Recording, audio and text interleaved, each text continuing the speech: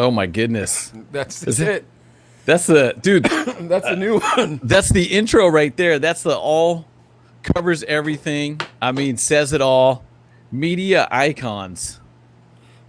Well, I love I love that piece on there. It says media icons, and I was like, you know what? Yeah, we're gonna have some big names on here that we're gonna talk about. it says media icons and hip hop beef. So Nice. Yeah, because dude, there's icons in hip hop beef.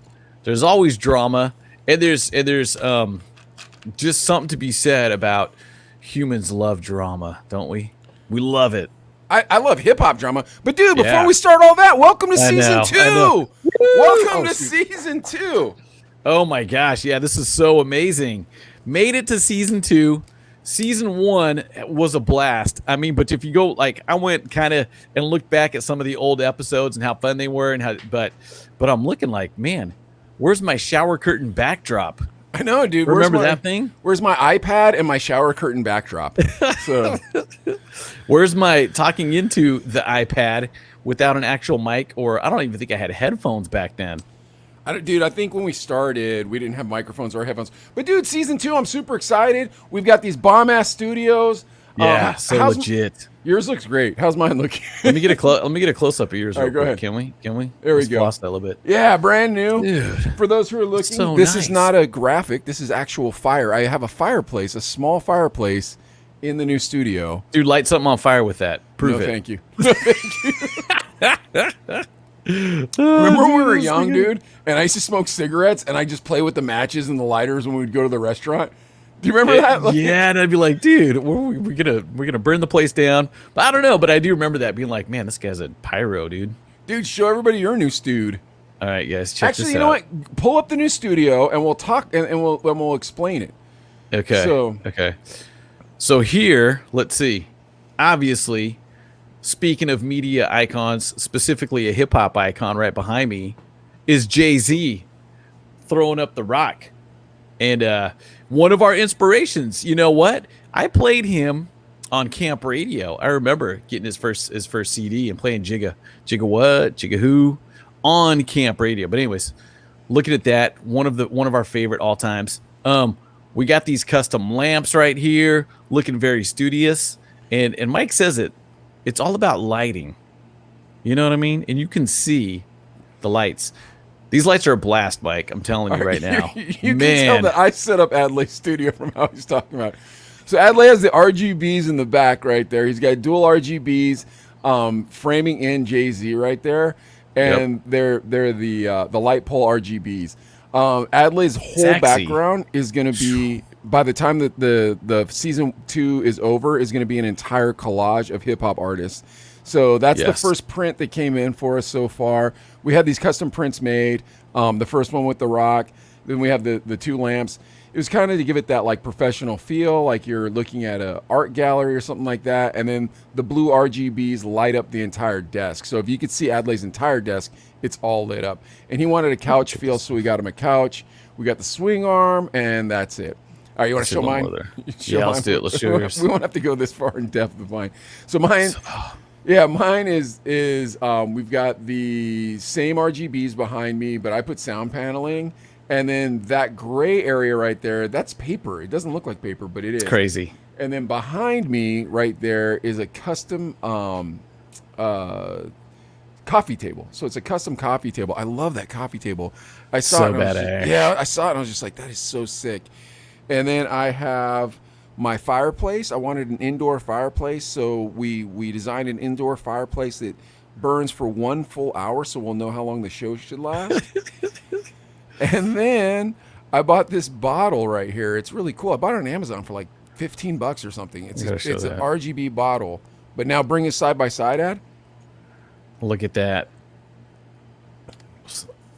Where am I?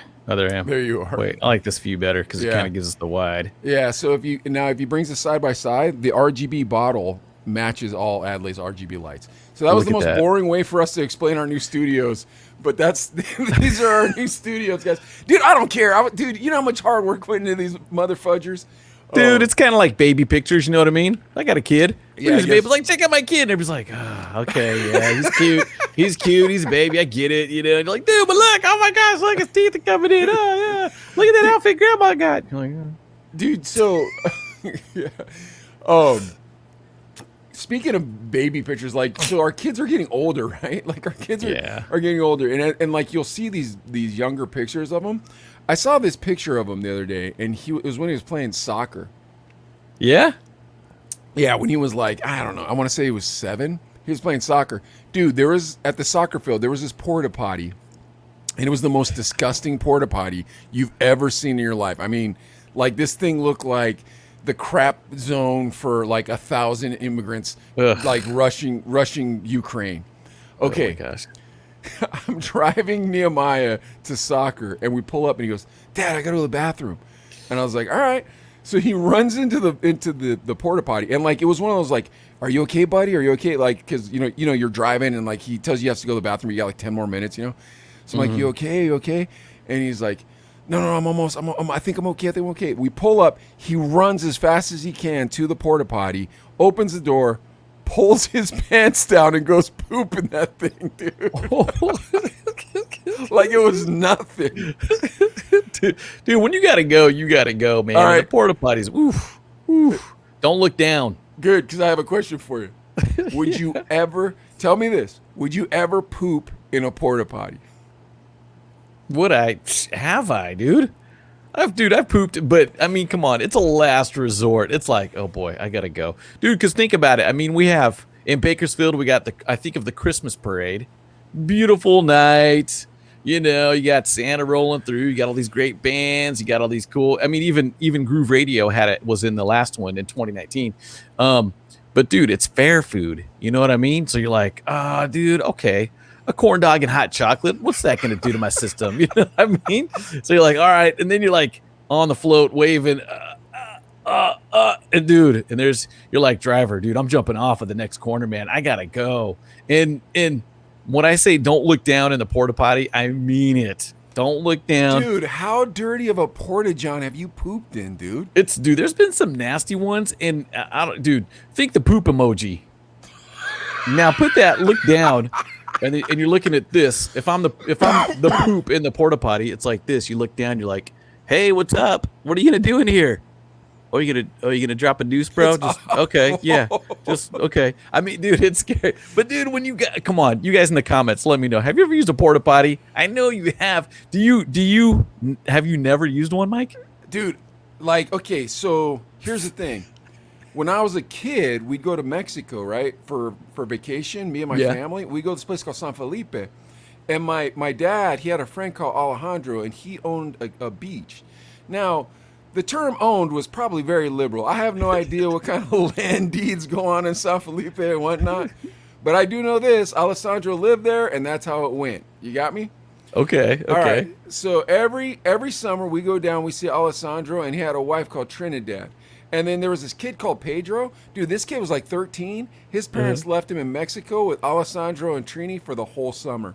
The whole summer, bro. Yeah. Wow. Anyways, but when you're there, there's no running water. You stay in a tent, and there's these porta potties, okay? Oh, my gosh. Now, here's the thing. Dream vacation. Here's the thing. Didn't have a lot of money growing up. Hey, but he tried. Dude, that's one thing I will say about both my parents. They tried. Like, not a lot of money, but they tried. Anyways, I mean, dude, they took to the me on porta potty. But anyways, listen. So like, as for now, like real life, bro, I don't care. I got a pretty strong poop holder. I will not poop, dude. I don't care. I can stop it from happening. Got a turd slicer. It will never happen, bro. I'm never sitting on... Really? No way, bro. I got toilet etiquette, homeboy. Let me tell you something right now. I got toilet etiquette. And you should have some respect for the toilet etiquette.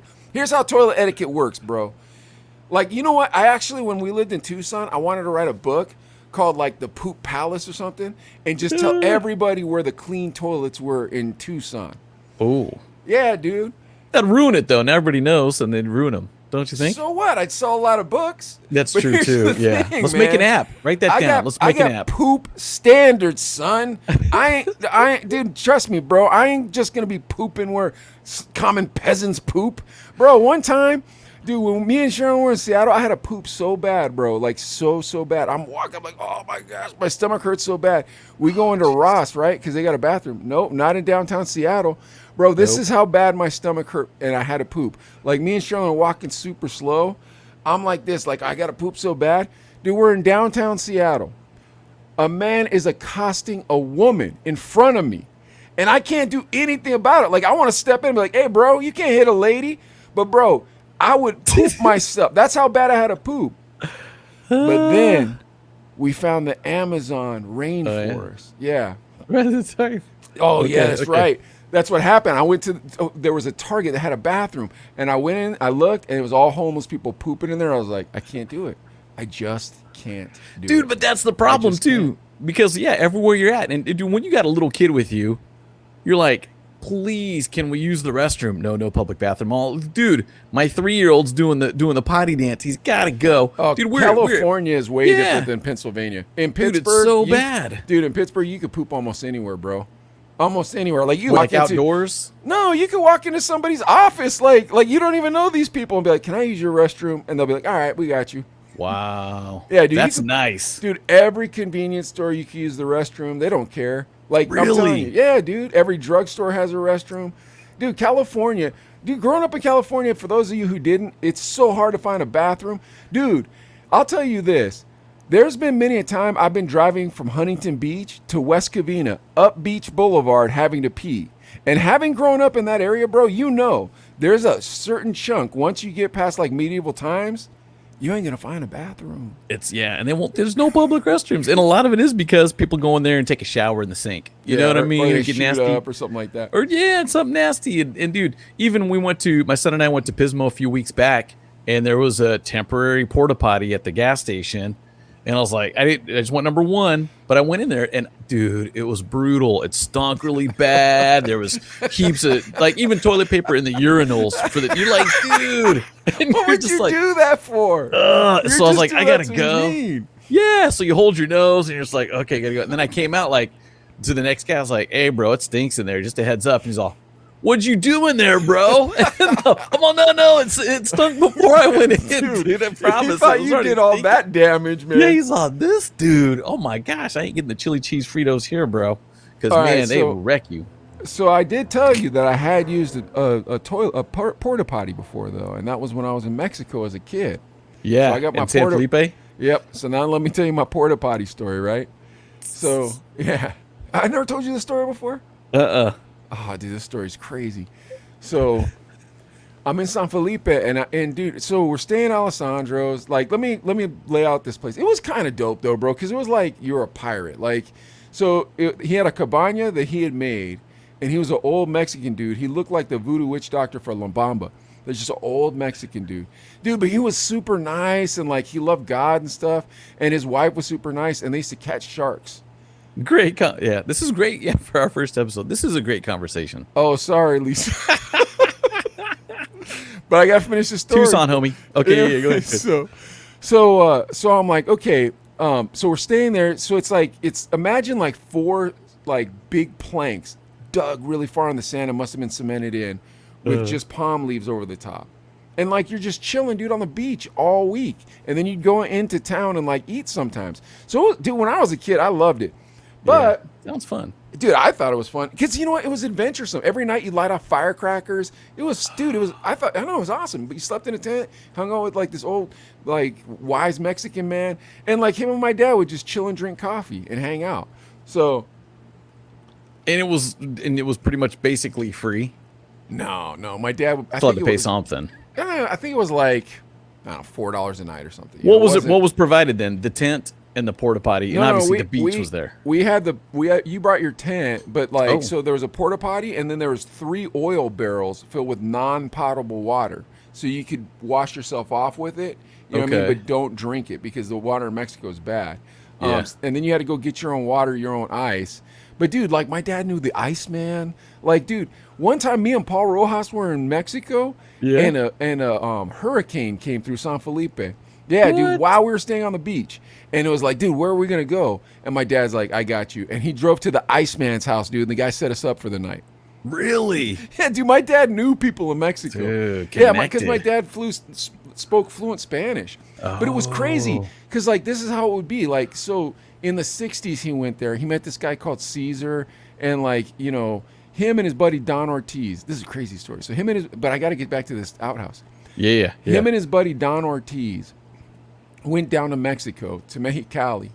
And Don Ortiz, dude, this guy loved chasing ladies, bro. Like he always talk about going to whorehouses and stuff jeez. in front of me Oh when my I was gosh. like Nehemiah's age. Yeah, You're like 10. yeah. But anyway, they go to Mexicali. There's nothing going on. Or no, Tecate. It was Tecate, and there was nothing going on.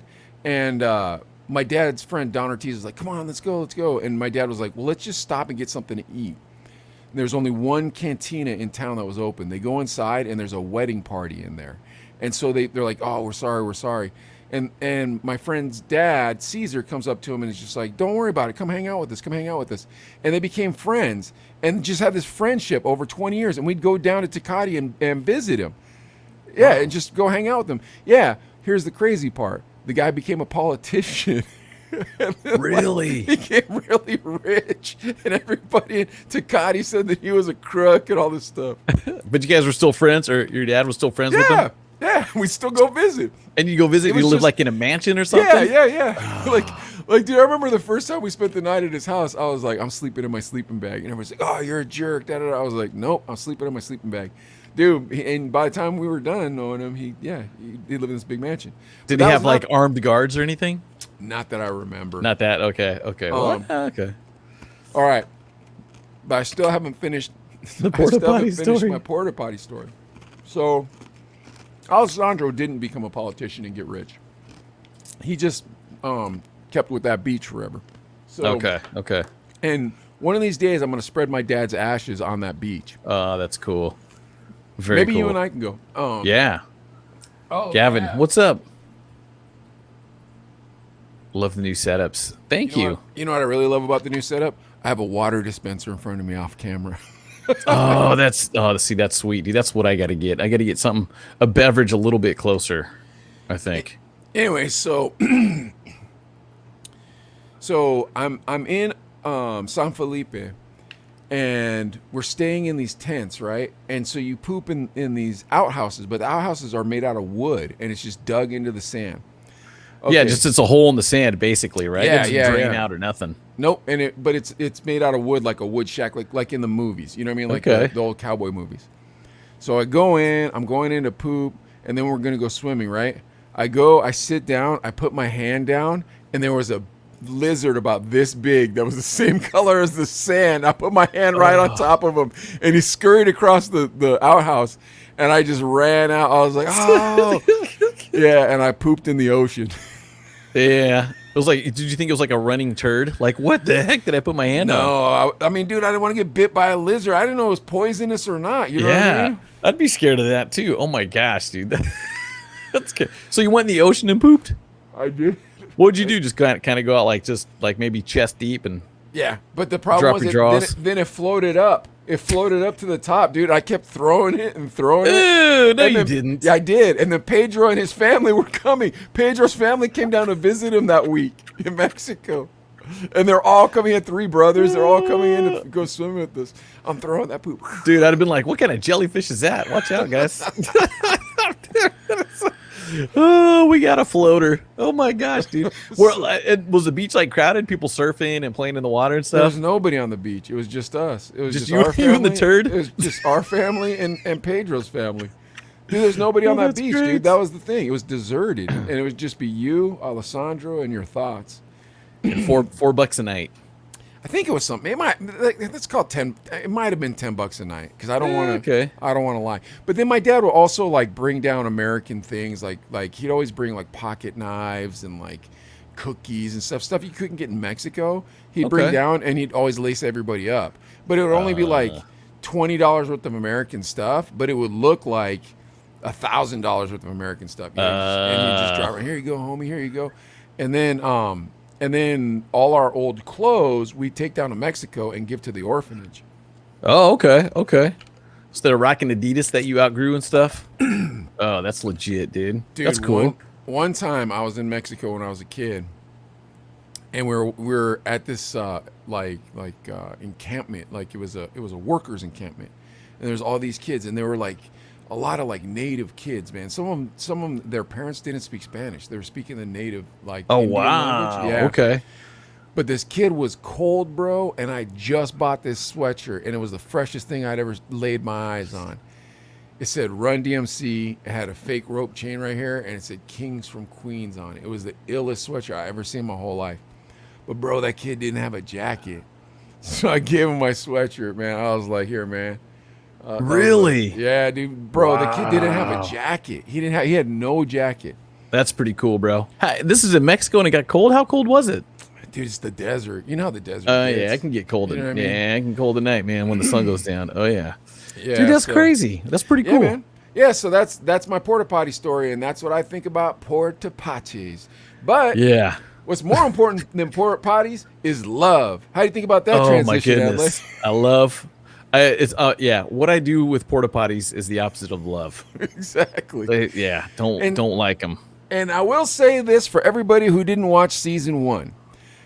When me and Adelaide were young, Adelaide was the padrote. By the way, guys, got the Chino Brothers merch. I don't know if you've seen it or not. Yes. Got the Chino Brothers official T-shirts. By the way, there's 2 bootleg YouTube channels with our name on it. I know, dude. Every time I search Chino Brothers, I'm all, who are these fools? Dude, there's one that even stole the logo and put it up there. It says Chino Brothers Clips. Oh, that's not you? No. Dude, Caden, my son and I were looking yesterday like, Mike must have added another one. Okay. So you didn't do that, huh? No, he stole our logo and did it. But and there's one clip up there, and I'm all like, oh. I know, he has more views than us. I don't know why he's trying to put our name on it, dummy. You're going to get less views. Dude, all right, here we go. Copyright. Get him. We haven't copywritten anything yet.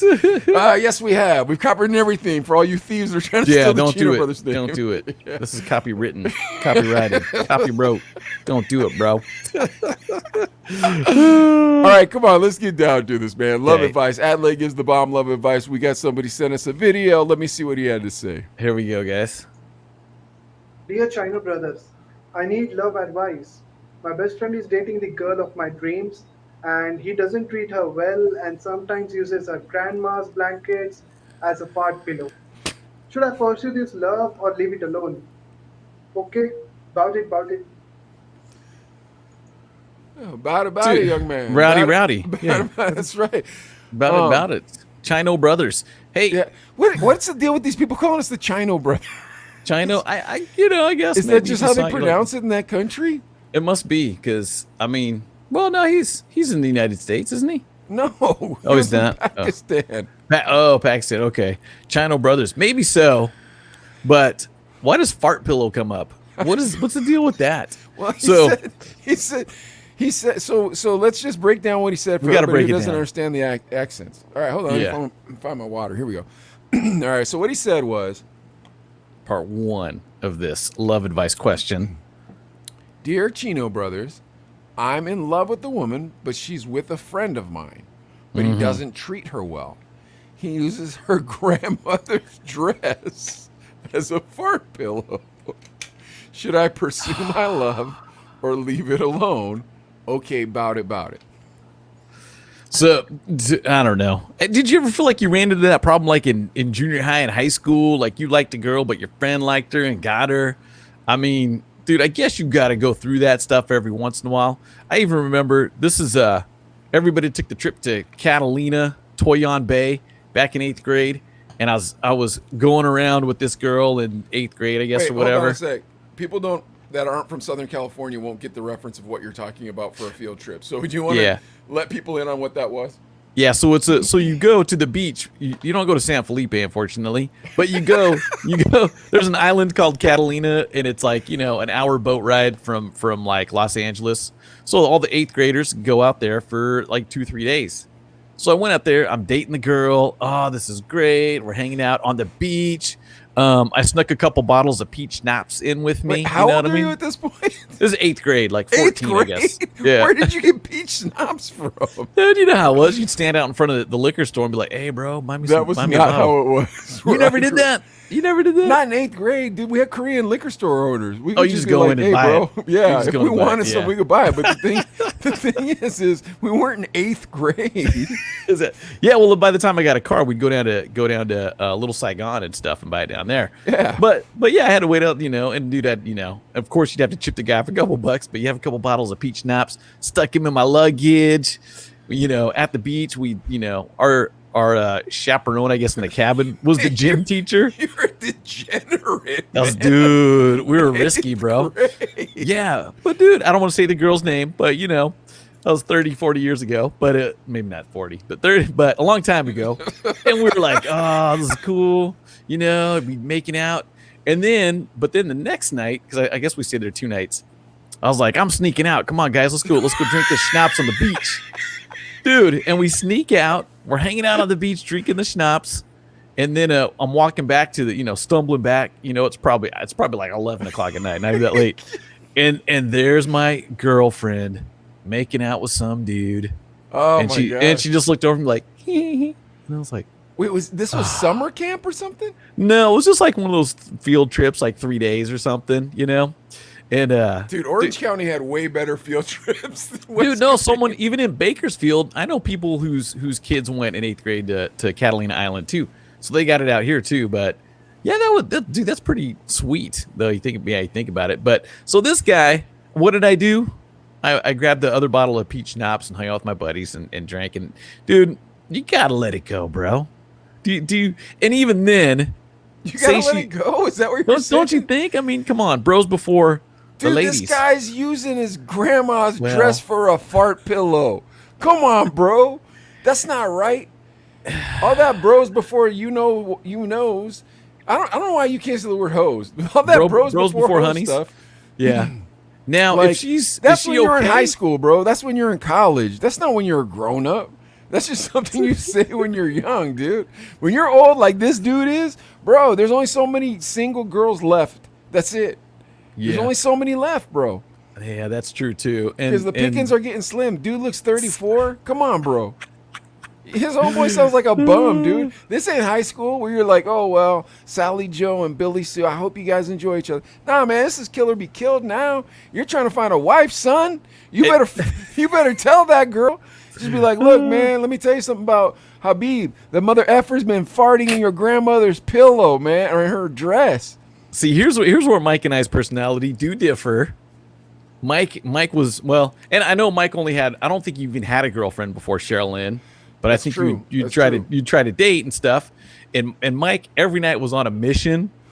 Got to get a phone number, you know what I mean? And I don't want to spill too many of the strategies that Mike had or whatever, but my idea was like, let's just go out and have some fun. I honestly was like, if I hooked up or whatever, met a girl, got a phone number, cool. You know what I mean? Mike, that's true. Yeah. And everyone was like, God, get a chick.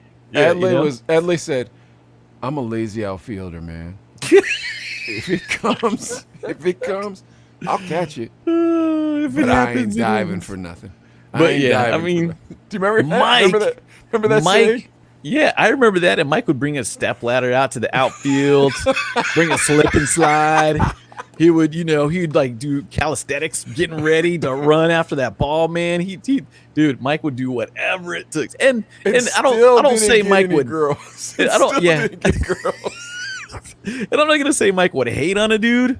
Granted, if we didn't know the guy, Mike would be like, screw that guy. I'm gonna try to scheme. I hated on you one time, Adley. Really? See, I don't even remember. I don't even remember, dude. Nah, you called me out on it, but I didn't know it was hating at the time. And you're like, bro, that's hating. And I'm like, okay. And you're like, don't do that. And I'm like, all right. And that was it. You got to elaborate a little bit. Can you elaborate without getting in trouble, or is that? I can't. No, I can't. We'll save that for. It's a bad one for the Patreon. It's a bad one. Yeah, save that for the Patreon. Okay. It didn't work out right for you, but it was, dude. Here's the problem. You have radio brain, so I don't even know if you'd remember this person. So, yeah. So neither here nor there, makes no difference. Here's my point: is Gavin. Gavin, I'd use the dude as a fart blanket. You know what I'm saying? You are now the fart blanket. Bring that face over here, bro. Yeah. Well, go ahead. Continue. I want to hear this. Well, here's the thing. Like, what are you gonna do about it though? Like, come on, bro. I'm being completely honest. When we were in college, there were a gazillion girls, but I think because I always wanted one, they didn't want to go out with me. Then when I got to Pittsburgh, and I was like, man, I might even become a monk for all I know. Like, I thought I was gonna become a friar. I'm not gonna lie to you, dude. You know Mission San Javier out there outside of Tucson? Yep. Dude, I used to go to mass at Mission San Javier when I first found the Lord, and I met this cat called Friar Edgar there. And dude, he just seemed like he had the best life. And I'm like, it's because of chicks. That's why my life sucks. I'm gonna become a friar. Lack of chicks. Exactly. So that's what I thought. I was like, okay, I'm gonna become a friar. But then I got here and I didn't care. Like, I wasn't like, oh, I gotta find a girl. And then it was just, Dude, I married honestly, beautiful doctor. No, and it turned out great. But did you ever, like, after the club or after going out, go home and just be like, man, God, I just want a woman? Like a girlfriend? Get sad about it or anything? Like not having a chick? Like I want a girlfriend? Yeah. When we came back from the clubs, when you and I were DJing, or when Too Strong was DJing? Just kind of in general, either one. Even when Too Strong was DJing, yes, I was like, God, please let me have a girlfriend because ain't no girls talking to me. Please, God, please, Lord Jesus, whatever. I don't care what she looks like, Jesus. Yeah, definitely. I mean, you saw what any girl that I dated looked like back then. Okay, yeah, because I felt like I was kind of like, my mission was DJ, play hip hop, get on the radio, and just have fun. Dude, you looked like Keanu Reeves. Yeah. That's very easy to do. What's up, DJ Doc? Dude, it was tough looking like Keanu Reeves. You don't understand. So that's the thing. Like, DJ Doc. You could spend all your time thinking about DJing and whatnot because girls were like, look at the handsomest man in the room. I was not the handsomest man in the room. I was going bald. I was getting fat. I'm like, bro, I got to do something, man. There ain't much anger left. issues. Oh, I had horrible anger issues. Yeah. And smoked 2 packs a day. Like, you know what I mean? So, of course, I was like, I got to find a fish around here somewhere. This pond's got to have a fish somewhere. You know what I mean? Where you're just like, yo, man, why do you care about that? Why do you care about that? Hey, dude, your net is filled with fish. Oh, yeah, I guess it is. Hold on. I'm just going to get on these turntables. I'm like, them turntables get us chicks? Maybe. Well, DJ get me Doc on them right there. turntables. DJ equals chick magnet. It depends on what kind of DJ, Doc. Because when you're we're trying to get into radio, failing house party DJs playing at Rolf's party for free. We were called the Audio Visual Club, throwing rap battles with a Tony O CD that nobody wanted. Hey, we got a giveaway. Who wants to do a booty shaking contest? Now, when we were at hot and DJing clubs, I was like, nah, I don't want no damn girlfriend, because girlfriends would want to come with you to the club. And then ruin you can't a have relationship. Any fun. Yeah, you can't have any fun. And I don't mean, and for those of you not paying attention, like, I don't mean any fun in the sense of you can't go cheat on them or something like that.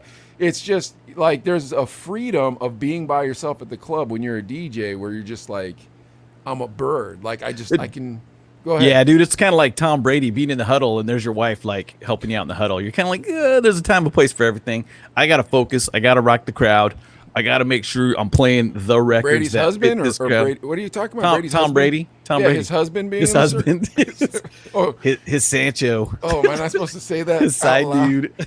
No, but dude, like neither here nor there. At that point, I didn't want a girlfriend because I'm like, dude, every time you get a girlfriend, they want to go. Eventually, they're like, hey, do you mind if me and my friends come down to Cucarachas this weekend? And you're like, that might not be a good idea. And then they come, and then all of a sudden you just have the worst show. Because you can't. You're kind of like, I don't want to offend. I don't want to say the wrong thing, get her mad at me, because that's happened to me before. You know, you'd be dating someone to go to the club, they'd be like, oh, why did you let that girl talk to you for so long? Dude, she's making a request. She didn't know what you want to hear. Well, why'd you smile? And you're just like, dude. Yeah, I mean, you remember, I don't know. You remember that? Yeah. It's not just that. It's not just that, which, that's not cool. But, like, bro, you're just not as free. I don't care. Yeah. I don't care who it is. I don't care. It could be Sherilyn. And you're not as free. Like, you need to be absolutely by yourself in your own space, in your own mind, and that's it. And, like, but that was the weird part, right? Is that that's how it was, except for you. You were allowed to be in my mind. You know what I mean? And the same for me, right? It's like everybody else go away. No one get in my mind. except Adlai, and then Adlai or except Sketch. You know what I mean? Yeah. Oh yeah. And Doc, you got to go back to one of our old Chino brothers where we talk about Raiders Reef in Tucson. Deja Vu. Yeah. Deja Vu in Bakersfield. Woo. That's the That's the Players Club. That's the Raiders Reef of Bakersfield. Yeah. All right, here we go. Cool. Real quick then with the fart blanket, with Grandma's fart blanket. All right, come on, wrap this up. What do we got to do here? Not cool, You're dude. saying the guy shouldn't go for it, or he should go? You don't, dude. But if you do go for it, you got to tell the homie first, like, hey, homie, I know you're clowning this chick. I actually really like her. I would never, ever, ever fart in Grandma's dress or Grandma's blanket. I love this girl. Is it cool if I go out with her, go after her? Dude, come on, Mike. If I asked you that, you'd be like, whatever, bro. Get out of here. Dude, you clown. You would definitely bro. clown. Here's exactly how you do it. You just go swoop her up, pretend you're going over there to talk for homeboy. Like, hey, yeah, I'm here. Habib asked me to come over and bring you an apple or whatever reason you're going over there. And then be like, hey, would you mind going for a walk? And then before you know it, her shoulders look a little sore. Give her that old back rub trick, homeboy. Give her a little bit of that back rub. It's out of the Sketch playbook. Make sure you got the nice cologne on, homie. Then pull her back because her arms are tired now. And once she smells that cologne, start putting it down, bro, just like the King of Arabia. But here's the truth. Yeah. Don't tell your homeboy till she makes you rat yourself out, because she's going to leave him right afterwards. That's what you should do. Good women are hard to come by. Although, you know what? Now I'm thinking about it. If she's sticking around with this douchebag, she's probably not a good woman anyways. Forget that chick, dude. There's some good girl out there for you. Yeah. And, dude, if she hooked up with you after she was hooking up with your homie, it's do true. you think she's a good chick? Do you think she's not going to cheat on you? Yeah. Let it go, bro. Move on. That's what I say. That's sad. I feel so sad for this poor guy. I thought you were going to give him some brilliant sage love advice. Dude, you're just saying move on. Say if you were dating a chick and I did that to you, wouldn't you feel like that's really not my homie, though, right? Bro, you would never date anybody that I would date when we were dating. You know what I mean? Like, why not? I didn't have good-looking girlfriends ever, dude. Like, well, I shouldn't say that. That's not very nice. No, there were some cute chicks. You had some cute chicks. All right, bro, here's the thing. I never dated anybody before I met But that's Shirley. true. I don't know what you're talking about. Dude, it must have been, yeah. Anyways, that must have been a lunch date at the cafeteria, strictly school, studying. Exactly. Yeah, that's all that was. All right, here we go. Okay. Moving on. But y'all came here for one more thing, though. All right, hold on. Let's just really wrap this up. So you say don't do it. Is that what you're telling this guy? Don't do it? I'm saying move on and find another girl. Yeah, dude. That girl sucks. That girl sucks, dude. If she's with that guy, she's with that guy because she sucks too. I'm telling you. Yeah. If she had any brains, she would have left him. Yeah. Is she partaking in the farting in Grandma's blanket? I doubt that. That'd be scandalous. Now, here's the thing. If in a couple years they break up and you guys get back together Slumdog Millionaire style, then that's okay. Do you agree with that? Is that all right? Yeah, that's cool. Is that is that our compromise? Yeah, I'm down with that. So from Adlai's mouth, forget her. Unless there's some type of Slumdog Millionaire scenario where she goes, you know what? That's it. I'm in love with this dude, and they get back together. Yeah. Well, agreed. I think we did a good job with that one. But now, good luck, Habib. Yep. But now, what you're all here for, and that's beef. Season 2, Adlai. All we're gonna do is talk about some hip hop beef, homeboy. Yes. And now it's time to get schooled. You ready? Nice. Don't put your dunce ready. cap on, bro, because I'm about to school you in some beef. And I'm taking starting. notes. That's it. We're starting with 50 Cent and Fat Joe. Fat Joe. Oh my gosh. Now, last season we talked about beef between Ja Rule and 50 Cent. So we told you how petty 50 Cent could be. And that man is Petty Roosevelt. But before we get into this story, let's introduce the characters. First character is Joseph Antonio Cartagena, otherwise known as Fat Joe. Otherwise known as The Don Cartagena. Otherwise known as I don't know. Joey Terror Cracked Squad. the Don. Joey Cracked the Don. Come on, what's wrong with you? Oh, yeah. Born 1970 in the South Bronx, raised in the projects, hangs out with the drug crew when he was in high school, and they were also into hip-hop. But the one thing that changed is in 1995, him and his friends were in front of a cypher, in front of in a cipher in front of a bodega, and who came rolling up? Big Pun. Absolutely. Big Nice. Pun comes rolling up. Fat Joe at that time was an aspiring producer, takes Pun immediately down to the studio and starts recording. Dope. Fat Joe's net worth is $4 million. Really? Yep. Okay. 50 Cent, Curtis Jackson, born 1975, Jamaica, Queens, man. Was raised by a single mother who was a drug dealer. And then she died when he was 8 years old. Isn't that horrible? I didn't know in a that. Fire. Yeah, died in a fire when sucks. he was 8 years old. Absolutely. Oof. Raised by his grandparents. From the time he was 12 to 19, sold crack cocaine. He was into that chop, into that, the pipe stuff, whatever you want to call it. He was arrested and then sent to boot camp. So he does his boot camp, does his 6 months, whatever he did. I can't remember what he did because it didn't really say. But in 1997, well, it might have said somewhere. I didn't read that part. But in 1997, he meets Jam Master Jay. And they produce a song called The Ghetto Koran, where he talks about Kenneth McGriff and all his nefarious behavior in the streets. But the problem is, he calls him Kenneth McGriff and actually says all the beef that he did in the streets. And you know what Kenneth McGriff did? What did he do? Get it, dude. Did you squash it and say, nope, this ain't happening?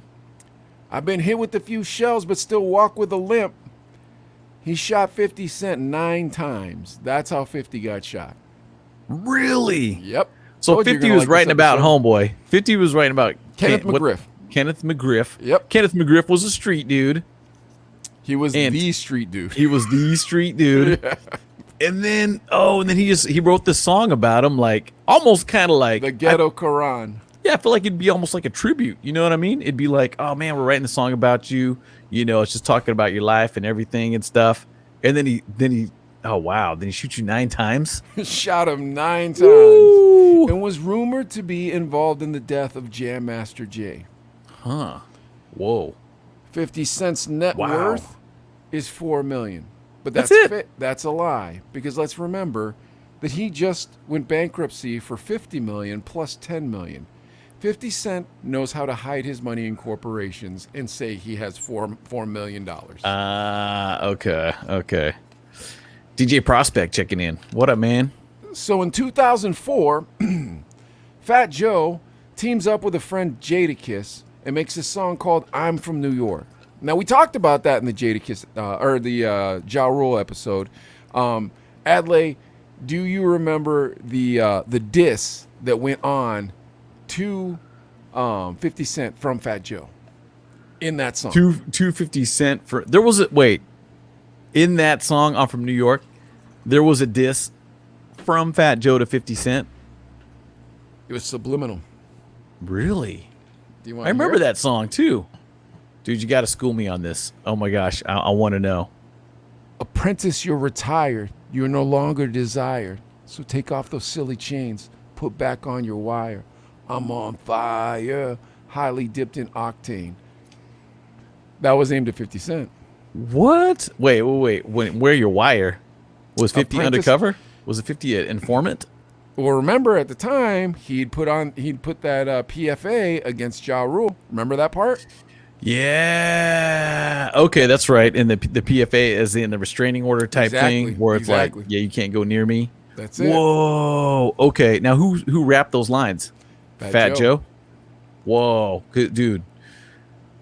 Because Fat Joe, dude, he's a lyricist too, man. You know what I mean? Yeah. And just you repeat that, I probably was bumping to it. I'm from New York, and obviously we knew Malix. Malix was from New York too, so I'm sure he'd turn it up and stuff.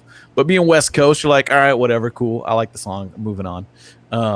But dude, see, Fat Joe came after him. Then now, let me ask you this: when that song came out, because it was with Jadakiss and Ja Rule, yep, and it was on from New York. Now, was that the start of the beef with Fat Joe and 50? That was the start of the beef. And that was because Fat Joe hooked up with Ja? That was because Fat Joe and Ja were boys. Okay. Because remember in the Ja Rule episode, we talked about all the people he'd worked with, and Ja Rule had worked with like serious MCs, and he had come up during that real hip hop era, and they were street guys. You know what I mean? Him and Jada were street guys. And that's the problem. 50 had a problem with that. So what he responded was, he said, look, this isn't Busy B and Cool Mo D. This isn't Cool Mo D and LL Cool J. Like, this isn't rap stuff. We're street guys. We're street guys. We're like, this can end in a street way. So you shouldn't do this. Yeah. Oh yeah. You got to, at that point in hip hop and rap, you got to be very careful when you battle.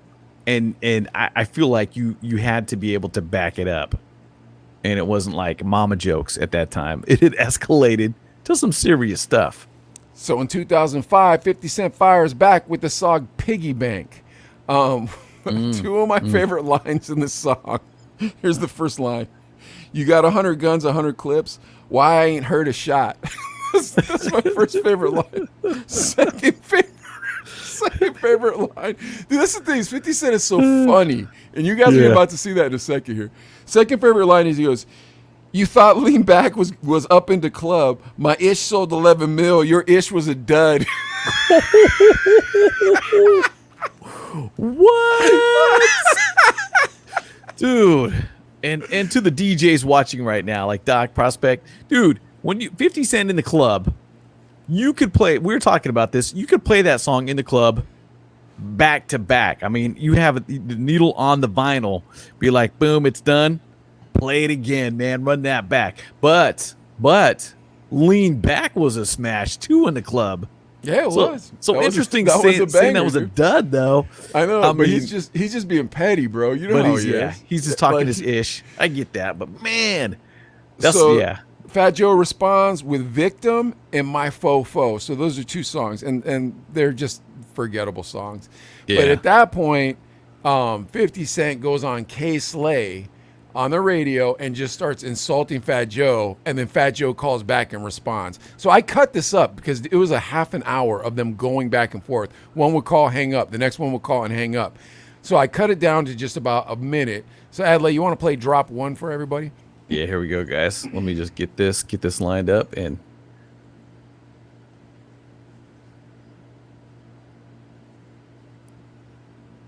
It's the Fat Joe here. He calls Philly. Talking about when you see me, you gonna punch me in my face, and that's not just between me and you in New York City, K, right? Yeah. I will whoop his fat ass. We got Fat Joe on the line. We got Joey Crack. I heard this coward call you up. His number one record is called In the Club. We ain't never see this dude in a club in our life. I mean, all that, he'll kill Ja, catch you when I catch you, I won't back down. It's been like 4 years, he ain't even slap box with Ja yet. Because the fans know they see me in Harlem, they see me in Brooklyn, they see me in the Bronx, they see me with no bodyguard. I never had a bodyguard in my life. So he feel like, oh, I disrespect him, I'm going to get points off it. He don't understand. He's a coward, B. He's a coward. This dude scared of his own shadow, man. Them steroids is getting to him, man. Steroids are getting to him. Dude, but see how vicious? Dude, could you imagine being on the air and it's like, oh, 50 Cent's calling in. All right, well, I better take that. And then all of a sudden you hang up and Fat Joe calls like, what that guy just say? I'd be like, bro, please don't shoot me. You know what I mean? Yeah, I'd be scared. He kind of laughed at that. Like, I never seen 50 clips. And I'm like, ooh, I'd turn my mic off. Dude, K-Slay, like, well, if you heard the whole interview, and I just cut it up just for the beef part, but if you heard the whole interview, and I would listen to that interview, it's on YouTube. Just type in K-Slay, 50 Cent, Fat Joe. But don't do it after this, though. But the 50 was like, K-Slay says, well, we're going to keep this on vinyl, right, 50? And he goes, it's going to stay wherever it's going to stay. So if it's going to stay on vinyl, it stays on vinyl. If it goes to the street, it goes to the street. So like it was heating up. And these are street dudes, bro. These aren't studio gangsters. Wow. But here's the thing. 50 Cent is petty. And so he started a YouTube channel just to bag on Fat Joe and called it This Is 50. Oh, I know that. Yeah. Exactly. So drop 2, go ahead and play drop 2. This is part of his new YouTube channel. This is 50 that he put out right after Fat Joe and him had this battle with K Slay, just to make fun of Fat Joe. Go ahead. Listen to Fat Joe's record, it hurt me. And I told you people not to listen to his music. And some people didn't listen. And look what happened. Right here. Skateboarders.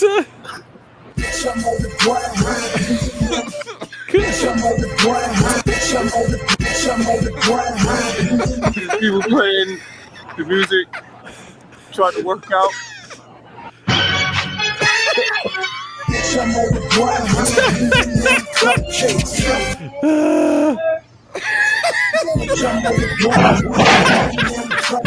love hip hop. I don't know what else to say. I mean, everywhere it's just happening all over the place. It is because his music sucks so bad. It's gonna kill people. Don't listen to it. Please. Please. Oh, jeez. All right, so yeah, so that was his response to their radio beef, was to just start a YouTube channel. All right. After this, let's see, February 12th, 2008, G Unit returns with Revenge of the Body Snatchers with a Fat Joe disc called I'm Leaving. In 2008, Fat Joe decides to come back into the ring, put out another album, another classic. He wants it to be like Dre's 2001. He's going to call it Elephant in the Room. So it's going to be, in his mind, like the Fat Joe staple, like the plaque that you're going to put on your wall. Yeah. Okay. The album that like all of us will listen to and remember that era from. It's going to be called Elephant in the Room. And he goes on all these interviews. What's that? Well, I thought you wanted me to play the clip. Not yet. No, not yet. So he goes into all these clubs and he's promoting it. He's going on all these radio shows and he's promoting it. And just to be petty, 50 Cent and G Unit move up their mixtape to the same day that he's dropping his mixtape, and it was going to be called Return of the Body Snatchers Part 2, but they changed the name to Elephant in the Sand, and they put a picture of Fat Joe on the cover with his shirt off. Elephant in the Sand? Yeah. Oh my god! They put a picture of Fat Joe with his shirt off, dude, in a pair of swimming trunks. I remember seeing that. I remember seeing that cover. Oh my gosh, dude, that's too funny. Yeah, dude. And then on top of it, they like paid every indie, every rep, everybody they could to get them to play the record. Where Fat Joe, at this point, he wasn't on a major anymore. So you just had to kind of cross his fingers and hope people would experiment with it, huh? All right, here we go. So here comes drop 3 right here, because 50 Cent then goes on This Is 50 and explains how record sales work. Adlai, you want to play that clip for him? All right, here we go, guys. Hey, what's up? Yo, it's your kid 50 Cent. The results are in. Elephant in the Sand wins by a landslide. You understand what I'm saying to you? 400,000 copies downloaded. This.com or staggering 220,000 copies downloaded directly there. You ain't got to believe me. You can actually go check yourself and see it. It's a fact. You understand what I'm saying? And Elephant in the Room, Fat Joe's project, actually scanned 46,000 copies, which is actually terrible. Like, it's the world. You can actually, that's when you know you're not relevant. Oh my goodness, dude, that's so mean. Dude, I remember I was working at Play 103.9 here in Bakersfield, and Fat Joe came through the station. I remember that. It was probably around that time too, and he's a scary dude, man. He's a street dude, bro. Yeah, he's a scary dude. We had, and you remember you have your artists come through, you have your sheet, your list of drops, like, hey, what's, and you'd say, hey, what's up? It's Fat Joe. You got DJ Prospect in the mix. You got DJ Doc. You got Mike in the mix. And we did about halfway through, and he's all like, "I'm done, bro. I ain't doing no more." And I was like, "All right, cool." I was like, I'm cool with that. We're sitting right next to each other, and I was recording him and stuff, and I remember, and wearing the sweats, and his New York cap and whatever, and it's like, do you, bro, do as many as you can. So for him, for 50 to go after him, I mean, that's two real street dudes. But you can't say that Fat Joe didn't try. Just those comments from the K-Slay interview. It's like, hey, I'm not backing down. I'm gonna say what I'm gonna say. You know what I mean? But the picture of him at the beach. That was so funny, wasn't it? Woo! Dude, That's 50 Cent is so petty, but he's hilarious. That's the part that sucks. Yeah. Is that he's hilarious and he's petty and he can fight. That's the worst character traits to have in a man that you are going up against. You know what I mean? So you got to know, because come on, let's be honest. Fat Joe probably ain't in the best shape ever. You know what I'm saying? Yeah, dude, he's still scary. He'll still mop him up. Here's the thing: he's not funny. Like Fat Joe can't be funny. You know what I mean? 50 Cent is hilarious. So, all right. Anyways, 2012, Fat Joe releases Into the Darkness and fires one more shot at 50. Okay. 50 allegedly responds by making sure the Fat Joe's Air Jordan deal doesn't go through. Whoa. How does he do that? I mean, it's up in the air. It's up in the air. I just heard Fat Joe say, he said, did 50, somebody was asking, because I was like, dude, I know this guy's petty. I know he loves costing people money.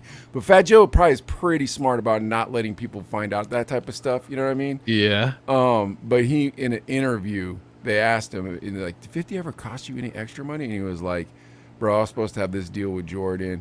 And, that beef messed it all up. He was like, wow. Michael called me himself and was like, look, man, I just can't have this going on.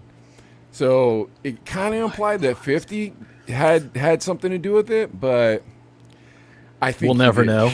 We'll never know. I think he did, dude. Dude, if you have, but we talked about the Ja Rule thing. It's like, hey, if you want G Unit, 50 Cent, Eminem to come to your town and do a show, you can't have Murder Inc., Ja Rule, any of them come through for 5 years. Know, dude, that is career destroying. Dude, that's how 50 is, bro. Dude, a sneaker deal? You know how many people like Malik's would be rocking those sneakers? Oh, you know man, what I'm those saying? Sneakers those sneakers on the resale right now. Could you imagine how the sneakerheads? Dude, because think about it. Hip-hop, Big Pun, because it was going to be the Big Pun logo with him doing the Air Jordan jump. I would have bought those sneakers. I don't like Nikes. I hate you're Nikes. not a big Nike guy. I remember one time I was wearing some Nikes. You're like, yo, you're wearing Nikes? I'm like, yeah, man, Adidas dropped me from their sponsorship. And you're like, oh, okay. But anyways, all right, come on, let me back this. But okay. Yeah, so later in 2012, Chris Lightley dies. And Chris Lightley was the guy that discovered Ja Rule, or 50 Cent and Fat Joe. So, so at the BET Awards, they were like, hey, can you guys both perform for Chris Lightley? And they showed up, and 50 Cent said, peace, and Fat Joe said, all right, peace. But then later on that year, Fat Joe went to La Pinta, homeboy. He went to prison. What? Fat Joe went to prison, bro. He went to college, homie. In 2013, Fat Joe went to prison. I didn't know that. Yep. Oh, geez. Can you guess what for? Something taxes. Tax evasion. Absolutely. Same as Ja Rule, right? Absolutely, dude. Oh, my gosh. So Does 50 Cent have something to do with this? Check this out, dude. No. I forgot to tell you about Papoose, but maybe I'll edit it in later for when we repost this. I'll tell you right now. So before that happened, Fat Joe was breaking an artist called Papoose. And Papoose went on the radio to promote a tour that him, Cameron, and Fat Joe were going to be on. And 50 Cent came to the radio station when Papoose was there. So think about it, bro. You're an on-air DJ, right? And you have this guy, Papoose. He doesn't even have a hit yet. Neither of us remember him. And 50 Cent's like, hey, man, I'm in the room. Wouldn't you be like, hey, Papoose, you want to sit in on my interview with 50 Cent now? And that's what happened, dude. And 50 Cent went on, and he just started making fun of Fat Joe's wife, making Fat Joe's family. Yeah, dude, and Papoose was laughing. So Fat Joe went and effed him up, dude, in the hotel. Dude. Come on, man. Papoose ruined his career, too. But what are you going to do? 50's right next to you. I know. I don't know, dude. You still got your hood. I mean, if I was on some interview and someone started clowning you, I'd be like, nah. No, you know what I I'd mean? probably walk out of the room if I knew that person hated you and you guys were beefing. Dude, we'd be in the same squad. I'm like, Yeah, you that'd be never tough. see that That'd be happen. That cat was a punk, anyways. Papoose. Anyways, Yeah, okay. so here's what happens. Fat Joe's wiring his CPA, his accountant, $25,000 to $50,000 a month to pay for his house, his cars, his taxes, all that stuff. Oh boy. And he goes in to buy a car, and he was going to buy a car, and the guy was like, "Sir, I'm sorry, man." He ran his credit. He goes, "I'm sorry, but you haven't paid your taxes in 2 years." And Fat Joe's like, "What?" And he called his accountant, and his accountant was like, "Please don't kill me. Please don't kill me." He's like, "I don't want to kill you, but where'd my money go?" And the guy's like, I'm sorry. And so Fat Joe went to prison for 4 months. Because of his accountant? Yeah, man. What did his accountant say? He's like, I just didn't pay it. He didn't pay was it. He kept it. gambling. What was he I do? don't know. Ooh, you beat a papoose for going on the air with 50 Cent and laughing. Accountant stealing money? I don't know, man. I would have went to jail for more than 4 months, and it would have been, yeah. It wouldn't have been for the tax stuff. I'd be pissed, dude. Yeah, I'd be so he goes in, and when he's in there, some guy comes up to him and is like, "Hey, man, there's an old folks basketball league. Come on, you want to join?" And he was like, "What? Old folks?" He's like, "Yeah, 40 and up." And then Fat Joe realized, he's like, "Oh, yeah, I am 40. He's like, "You know what? I'm too old for this beef anymore." And he Yeah. squashed the beef with 50 Cent. Boom. Yeah, look at that. Look at that.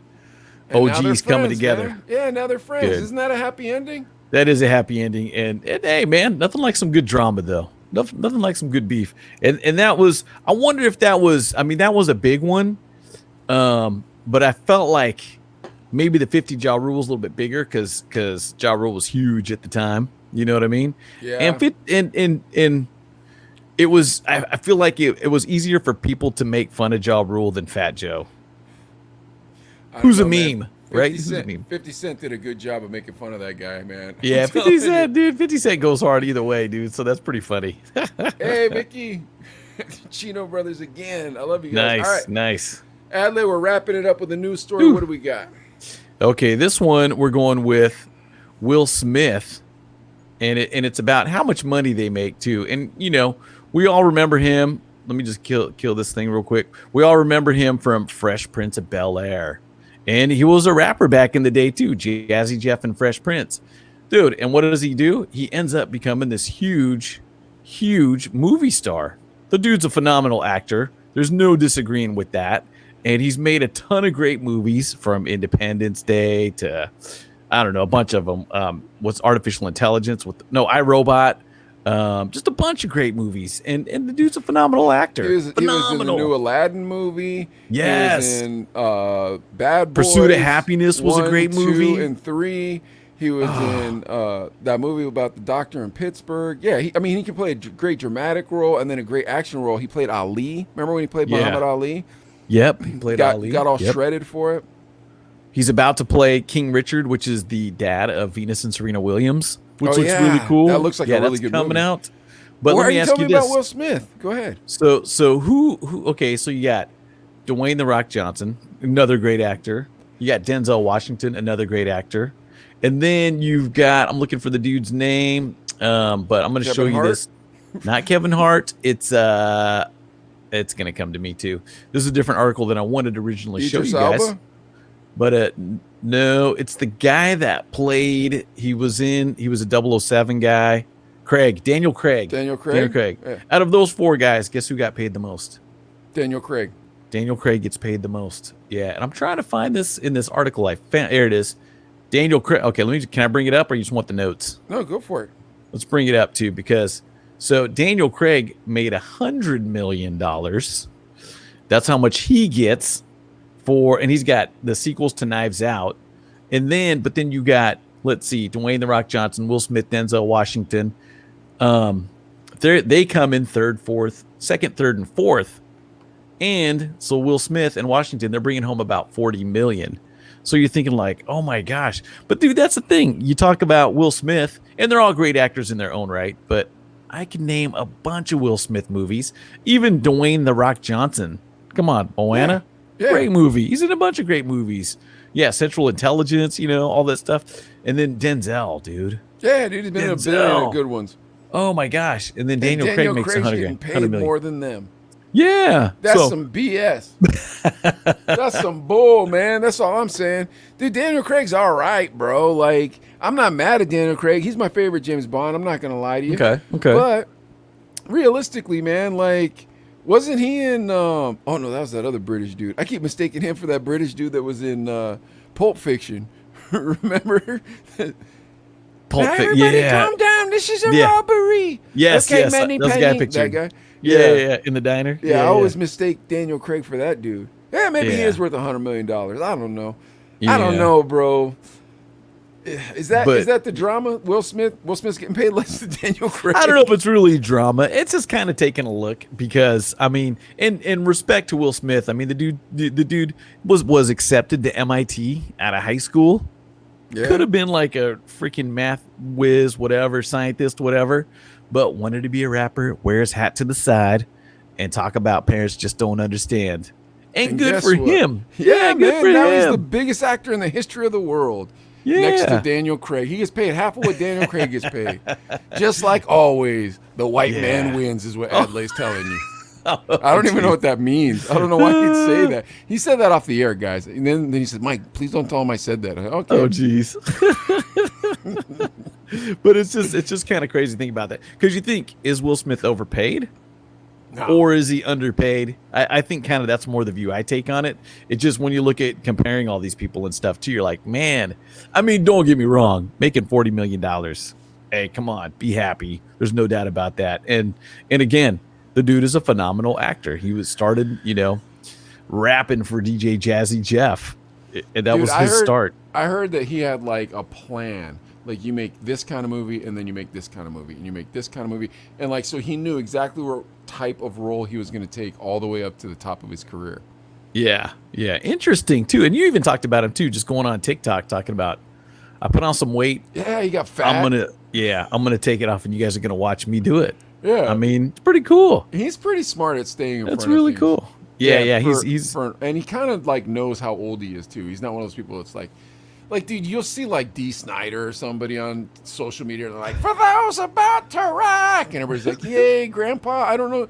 Oh, I love Ozzy Osbourne. It's like, dude, no one, just don't do that. Your audience is not here. You don't. He's wearing eyeliner and lipstick and yeah, you know what I mean? It's like, whoa. Yeah, but where Will Smith, he like does his age properly. You know what I mean?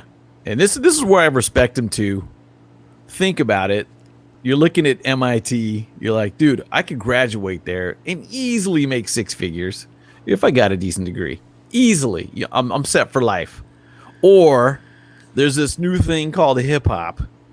I know a buddy that's a DJ. We're in Philadelphia, which is outside of New York. Maybe we'll try this rap thing out and see what happens. So what Adley's saying is, for all you aspiring rappers out there, don't go to college, you idiots. Don't take that job at Amazon. Stop being stupid. Pursue your dream. Pursue your Go dreams. for it. Get a bunch of face tattoos. And you know how you do that? Send him all your demos, and he will play them on the Chino Groove. Brothers, episode 2. 99.3. Oh, See, dude, this that's too season, I want to funny. remember the name of your radio station. All right, guys. Nice, Well, that's thank you. season 1. Thank you so much for watching, man. I hope No, that's y'all season enjoyed us 2, coming episode back. 1. Or I'm sorry, season. That's the Season end of 2, episode 1. Come on back, you guys. For next week or Thursday, we're gonna be back on same time. Oh man. Follow us on YouTube if you've not followed us yet. It's the Chino Brothers Podcast. Me and Adley got to monetize that next. So we're at 2,800 on Clapper. Real quick, I just want to say, Clapper, thank you so much for being cool to the Chino Brothers. We love you guys. What do you say, Adley? Thank you so much, Clapper, for letting us be a part of the Clapper team and really just getting the word out to the fans that Clapper, man, is a great app. You got to add that if you don't have it. Yeah, be part of that Clapper family with us. Yep. Clapper family. All right, Adley, let's wrap her up, man. We'll see you guys on the next one. Thank you so much. We appreciate all of you watching, and tell your friends, Chino Brothers. Right on.